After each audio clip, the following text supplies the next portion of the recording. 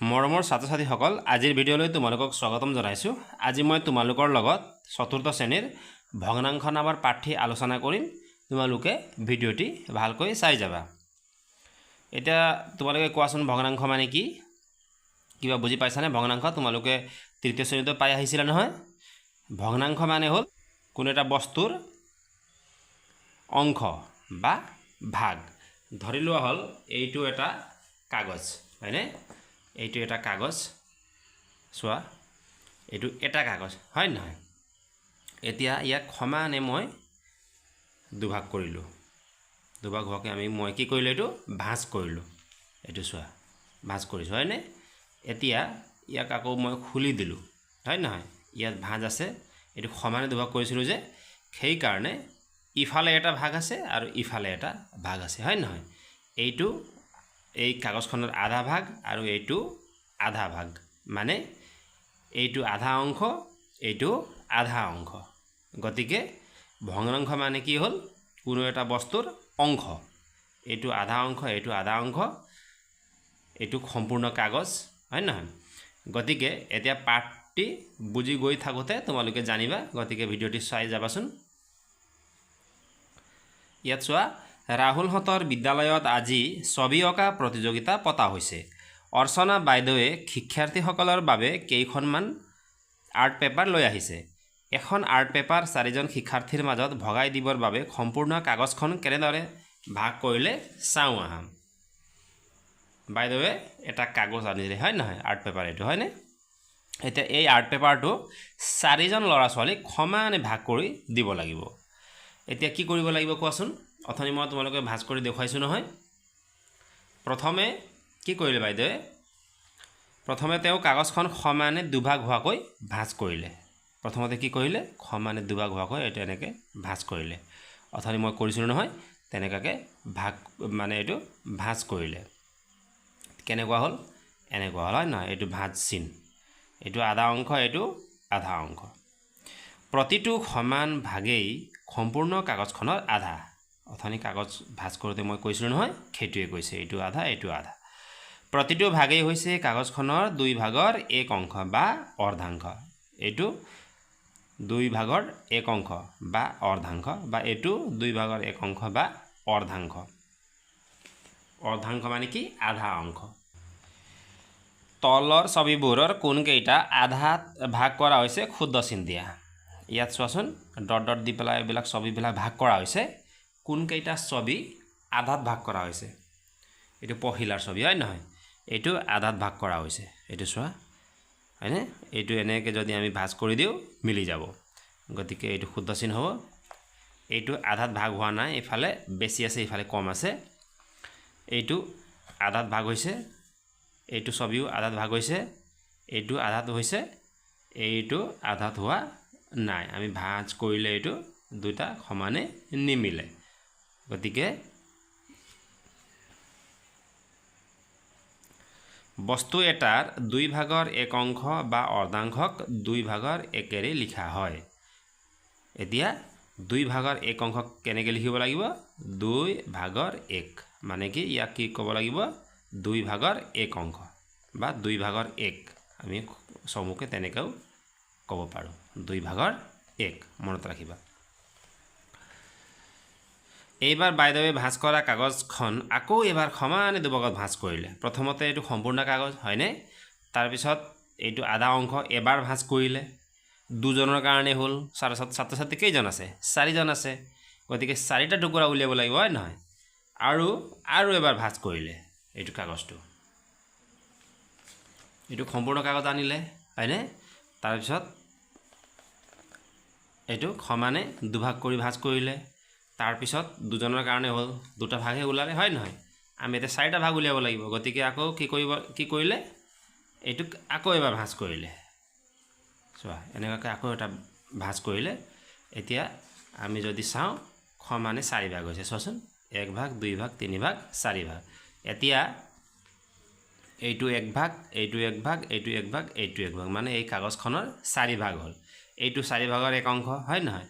এইটোও 4 ভাগৰ 1 অংশ, এইটোও 4 ভাগৰ 1 অংশ, এইটোও 4 ভাগৰ 1 অংশ।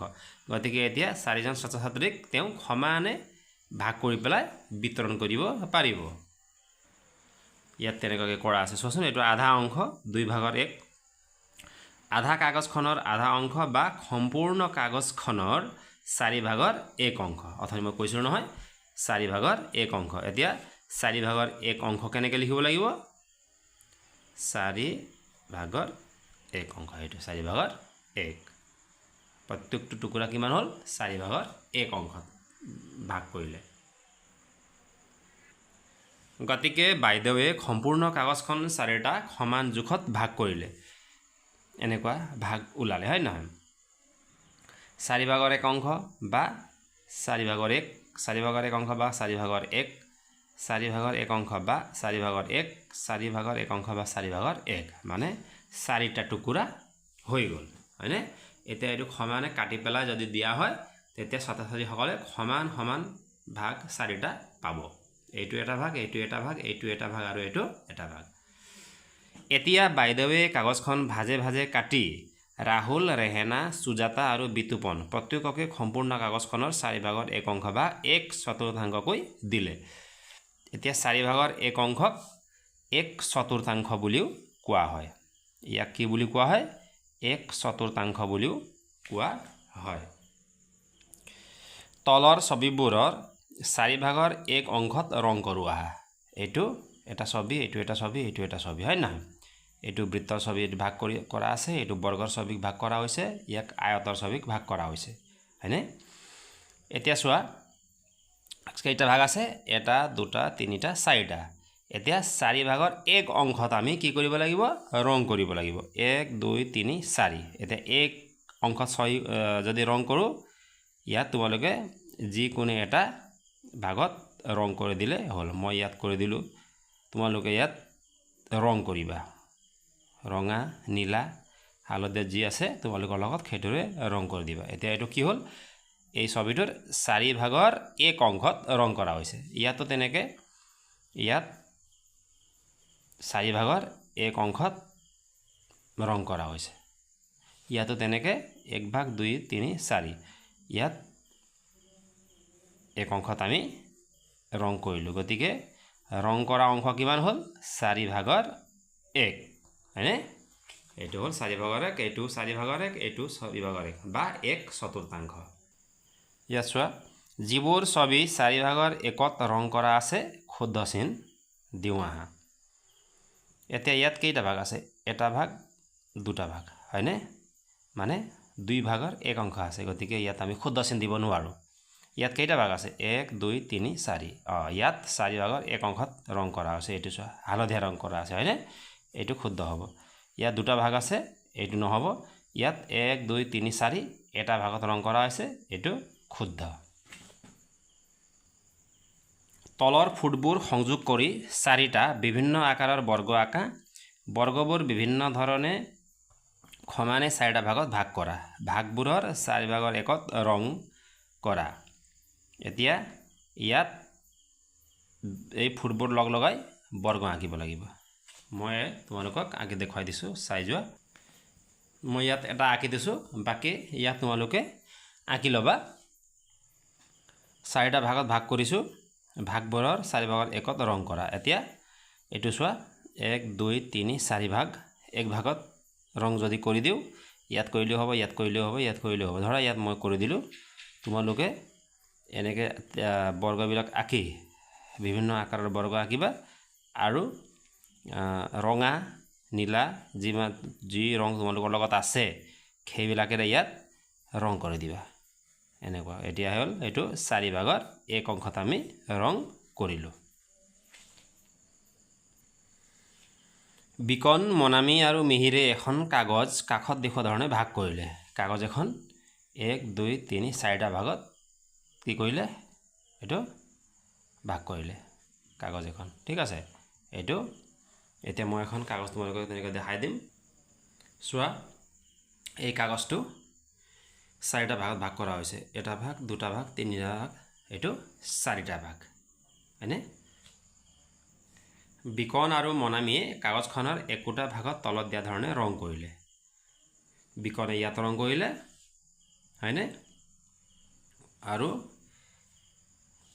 বিকনে ইয়াত ৰং কৰিলে তাৰপিছত মনামীয়ে সেউজীয়া ৰং কৰাৰ পাছত এইটো বিকনে ৰঙা ৰং আৰু মনামীয়ে সেউজীয়া ৰং কৰাৰ পিছত এনেকুৱা দেখা গ'ল কাগজটো হয় না 1 2 3 4 চাৰিটা ভাগ কৰা আছিল হয় না এই কাগজটো চাৰিটা ভাগ কৰা আছে ধৰি লোৱা 1 2 3 চাৰিটা ভাগ এতিয়া বিকনে ইয়াত ৰং কৰিলে হয়নে বিকনে ইয়াত ৰং কৰিলে তাৰ পিছত মনামীয়ে ক'ত কৰিলে ইয়াত কৰিলে মানে চাৰি ভাগৰ দুই ভাগত দুজনে কি কৰিলে ৰং কৰিলে হয়নে এতিয়া চোৱা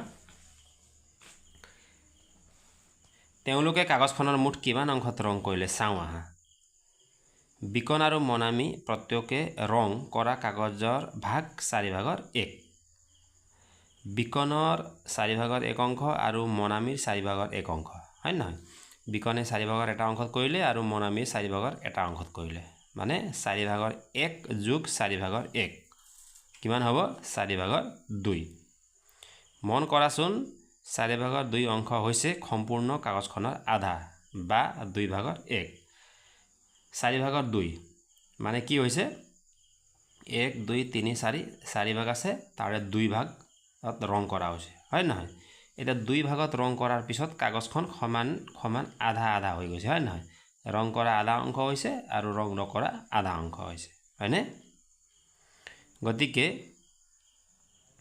4 ভাগৰ 2 মানে কি 2 ভাগৰ 1 হয় না সম্পূৰ্ণ কাগজখনৰ কি এটো 4 ভাগৰ 2 এতিয়া 4 ভাগৰ 2 সম্পূৰ্ণ কাগজখনৰ আধা অংশ মানে 2 ভাগৰ 1 এটো ধৰা ইয়াক আমি 1 ভাগ ধৰিলো ইয়াক 1 ভাগ ধৰিলো কি হল 2 ভাগ হল আৰু 1 ভাগত ৰং কৰা হৈছে মানে 2 ভাগৰ 1 গতিকে 4 ভাগৰ 2 এটো 4 ভাগৰ 2 আৰু 2 ভাগৰ 1 সমানে হয় গম পাইছানে চোৱাচোন 4 ভাগৰ 2 আৰু 2 ভাগৰ 1 সমান হয় পিছত তোমালোকে সমান ভগ্নাংশ যেতিয়া আহিব তেতিয়া এনেকাকে কৰিব লাগিব এইবাৰ মিহিৰেও কাগজখনৰ এটা সমান অংশত নীলা ৰং কৰিলে মিহিৰে ৰং কৰাৰ পাছত কাগজখন কাখৰ ছবিত দেখুৱা দৰে হ'ল মনামীয়ে কৰিছিলে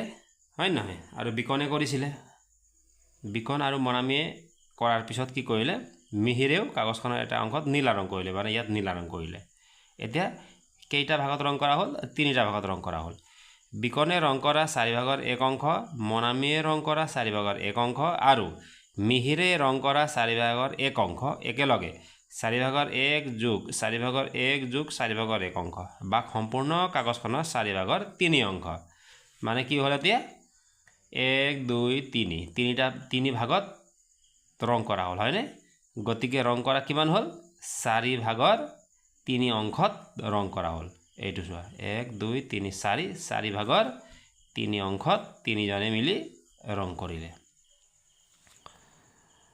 3/4 বা 4 ভাগৰ 3ক 4 এনেকাও লিখা হয় মানে কি 4 তলত 3 ওপৰত হিচাপে লিখা হয় 3/4 বা 4 ভাগৰ 3 ইয়াক 3/4 বুলি কোৱা হয় আৰু 4 ভাগৰ 3 বুলিও কোৱা হয় এটো কিমান 4 ভাগৰ 3 বা 3/4 তোমালোকে মনত ৰাখিবা এটো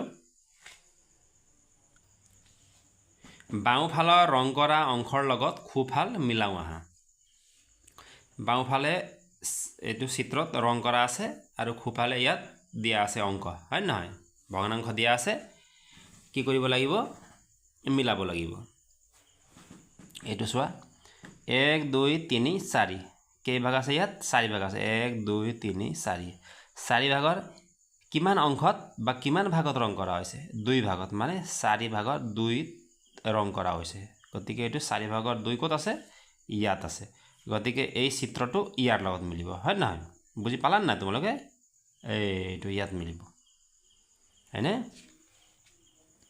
তাৰ পিছত চোৱা ইয়াত 1 2 3 4 ভাগ আছে হয় নহয় কেই ভাগত ৰং কৰা হৈছে 1 ভাগত মানে 4 ভাগৰ 1 অংশত ৰং কৰা হৈছে 4 ভাগৰ 1 অংশ কত আছে ইয়াত আছে গতিকে এইটো চিত্ৰটো ইয়াৰ লগত মিলিব এটা ইয়াত চোৱা 1 2 3 4 ভাগৰ কিমান অংশত ৰং কৰা হৈছে 1 2 3 অংশত গতিকে এইটো 4/3 ক'ত আছে ইয়াত মিলিব তাৰপিছত এইটো কিমান ভাগ আছে ইয়াত 1 ভাগ 2 ভাগ আৰু 1 অংশত ৰং কৰা হৈছে মানে 2 ভাগৰ 1 অংশত ৰং কৰা হৈছে গতিকে এইটো ক'ত মিলিব ইয়াত মিলিব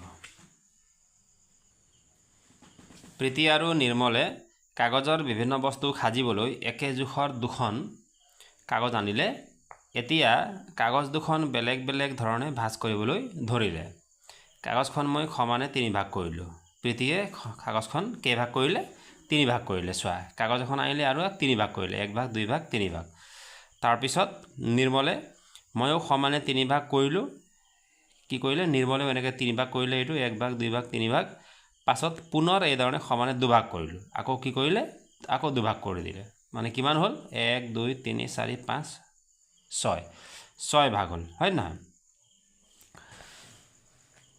প্ৰীতিয়ে কাগজখনৰ এটা অংশ ৰং কৰিলে প্ৰীতিয়ে কি কৰিলে 1 2 3টা অংশ আছিল নহয় এটাত ৰং কৰিলে প্ৰীতিয়ে ৰং কৰা অংশটোৱে কাগজখনৰ 3 ভাগৰ 1 অংশ বা 1/3 বুজাইছে ইয়াক 3 ভাগৰ 1 হিচাপে লিখা হয় গতিকে ইয়াত কিমান ভাগত ৰং কৰা হৈছে 3 ভাগৰ 1 মানে 3 ভাগৰ 1 অংশত বা 1 ভাগত ৰং কৰা হৈছে নিৰ্মলেও কাগজখনৰ এটা অংশ ৰং কৰিলে এইটো চোৱা এটা অংশত ৰং কৰিলে নিৰ্মলে আৰু ইয়াত কিমান আছে 1 2 3 4 5 6 মানে 6 ভাগৰ 1 অংশত কোনে ৰং কৰিলে নিৰ্মলে ৰং কৰিলে নিৰ্মলে ৰং কৰা অংশটোৱে কাগজখনৰ 6 ভাগৰ 1 অংশ এইটো কৈ আছে ইয়াক 6 ভাগৰ 1 হিচাপে লিখা হয় আৰু এনেকৈ লিখিব লাগিব এইটো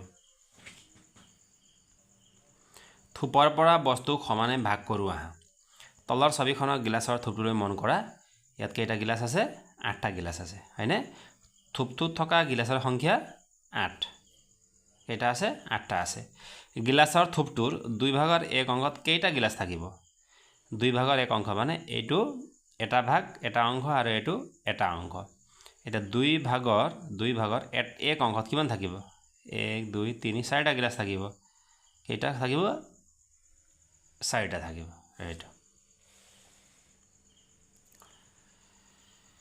তলৰ ছবিসমূহত নিৰ্দেশনা অনুসৰি ঘেৰ দিওঁ আহা 3 ভাগৰ 1 অংশত ইয়াত ঘেৰ দিব লাগিব কেইটা আছে ইয়াত 1 2 3 4 5 6 7 8 9 এতিয়া এইটো 3 ভাগৰ এইটো 1 ভাগ এইটো 1 ভাগ এইটো 1 ভাগ 3 ভাগৰ 1 অংশত ৰং ঘেৰ দিলে এনেকৈ ঘেৰ দিলে এইটো 3 ভাগৰ 1 অংশত আমি ঘেৰ দিলোঁ 4 ভাগৰ 3 অংশত ইয়াত ঘেৰ দিব লাগিব ইয়াত 4 ভাগৰ কিমান অংশত 3 অংশত ইয়াত 4 ভাগৰ 3 অংশত ঘেৰ দিব লাগিব চোৱা এইটো ইয়াত 4 ভাগৰ 3 অংশত আমি ঘেৰ দিলোঁ ইয়াত 4 ভাগৰ 1 অংশত ঘেৰ দিব লাগিব 1 2 3 4 ভাগ আছে নহয় 1 অংশত ঘেৰ দিলে য'ত দিলেও হ'ব ইয়াত দিলেও হ'ব ইয়াত দিলেও হ'ব ইয়াত দিলেও হ'ব ধৰা ইয়াত মই ইয়াতে দি দিলোঁ 4 ভাগৰ 1 অংশত ঘেৰ দিয়া হ'ল ইয়াত 6 ভাগৰ 1 অংশত ঘেৰ দিব লাগিব 1 2 3 4 6 ভাগৰ 1 অংশত ঘেৰ দিব লাগিব ইয়াত 6 ভাগৰ 1 অংশত আছে কিন্তু এইটো 4 ভাগৰ 1 অংশত হ'ব লাগিব ইয়াত আমি ঘেৰ দিলোঁ ইয়াত 4 ভাগৰ 3 অংশত ঘেৰ দিব লাগিব 1 2 3 4 আছে 4 ভাগৰ 3 অংশ কোনটো হ'ব 1 2 3 ইয়ালৈকে হ'ব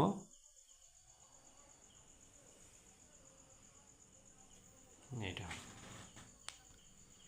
মৰমৰ ছাত্ৰ ছাত্ৰীসকল আজিৰ ভিডিঅ'ত ইমানেই পৰৱৰ্তী ভিডিঅ'ত বাকি থকা কাৰ্যকলাপসমূহ আমি কৰিম গতিকে আজিলৈ ধন্যবাদ